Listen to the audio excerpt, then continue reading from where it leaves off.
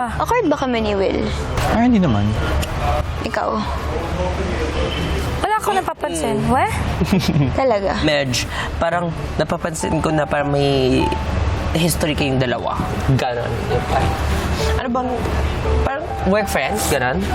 Ang tagal na rin kasi, 2 years na yun. Tapos hindi na kayo... Hindi naging... Parang asa na siya.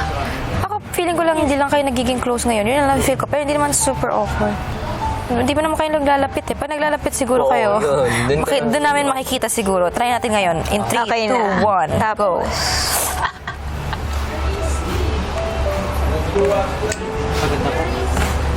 Anong ano mo?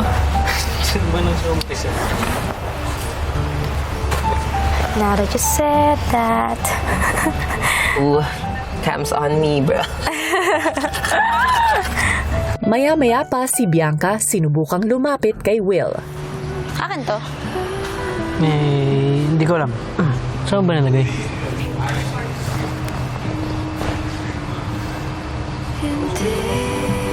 Tik lang.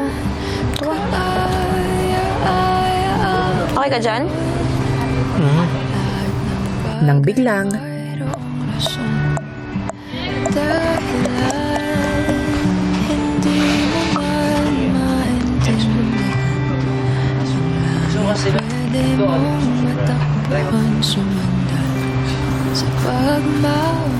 Parang awkward.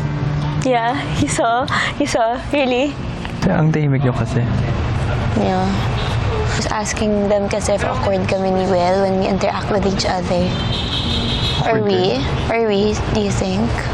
Ay, hindi ko napapansin. Bakit? May awkward ba? Yun, kung binabasa ko rin. Usap kayo. Nando. Ang hirap kasi pag-usapan kapag tapos na. Gets when it's been so long, yung parang ayaw mo na buksan ulit yung sugat. Naging kayo ba? No. Never naging kami, but Ligaw. no, not even. We were on-screen partners, but I cared about him a lot. O di ba kailangan nyo talaga Oh, kailangan talaga mag-usap. Pareho kayo na iniisip. Awkward ka ba? Hindi nga ako na-awkward. I mean, nag-feel ko yung awkwardness from him, pero ako sa kanya, Hindi ko alam. okay ako. Okay na ako. Mag-usap talaga kayo. Usap.